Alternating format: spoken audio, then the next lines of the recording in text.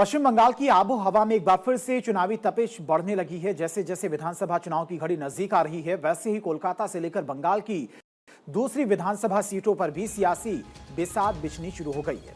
ये लड़ाई सिर्फ सीटों तक नहीं बल्कि अस्मिता, विचारधारा और सोनार बंगला के उस सपने की है जिसके लिए तृणमूल कांग्रेस और भारतीय जनता पार्टी ने अपनी पूरी ताकत झोंक दी है। बंगाल की सियासत में खेला शुरू हो चुका है और इस बार केंद्र में है मुख्यमंत्री ममता बनर्जी का अपना गढ़ भवानीपुर विधानसभा सीट सिर्फ एक सीट नहीं बल्कि बंगाल की अस्मिता और सत्ता की साख का सवाल है। दरअसल चुनाव आयोग ने पश्चिम बंगाल सरकार से भवानीपुर सीट पर आरओ के तौर पर नियुक्ति के लिए 3 अधिकारियों का एक पैनल सौंपने को कहा है। चुनाव आयोग ने यह कदम तब उठाया जब टीएमसी ने भवानीपुर में एक अधिकारी की नियुक्ति पर आपत्ति जताई।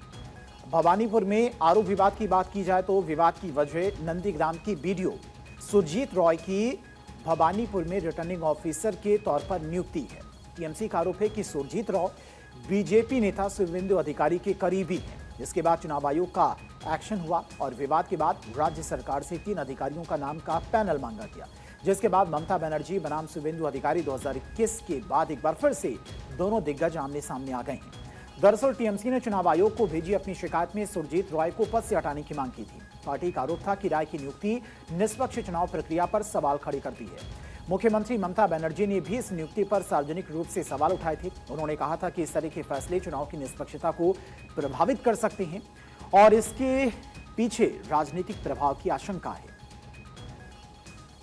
इलेक्शन कमिशনের নোটিফিকেশনে বিজেপি ভোটের চিহ্ন সিম্বল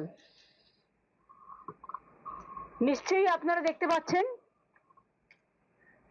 এই দেখুন বিজেপি সিম্বল। একটা ইলেকশন কমিশন তাহলে কার ইশারায় চলছে, কার কথায় চলছে?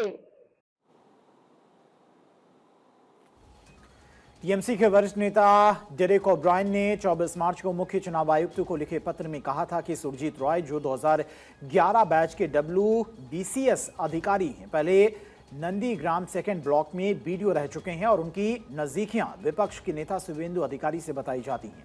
शिकायतों की गंभीरता को देखते हुए चुनाव आयोग ने तुरंत कार्रवाई करते हुए सुरजीत रॉय को उनके पद से हटा दिया। साथ ही राज्य सरकार से भवानीपुर के लिए 3 नए अधिकारियों का पैनल मांगा गया है, जिसमें से एक को नया रिटर्निंग ऑफिसर नियुक्त किया जाएगा।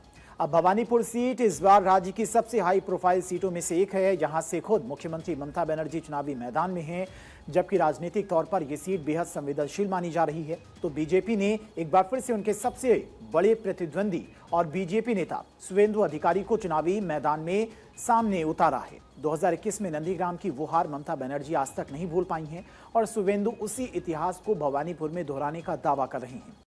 ऐसे में रिटर्निंग ऑफिसर को हटाने का फैसला चुनावी माहौल को और गर्म कर सकता है और इस सीट पर मुकाबला और दिलचस्प बन सकता है। भवानीपुर में हुए इस प्रशासनिक बदलाव से साफ संकेत मिलता है कि चुनाव आयोग निष्पक्षता बनाए रखने के लिए सख्त कदम उठाने को तैयार है। अब सबकी नजर इस पर होगी कि नए रिटर्निंग ऑफिसर की नियुक्ति के बाद चुनावी समीकरण किस तरह से बदलते हैं।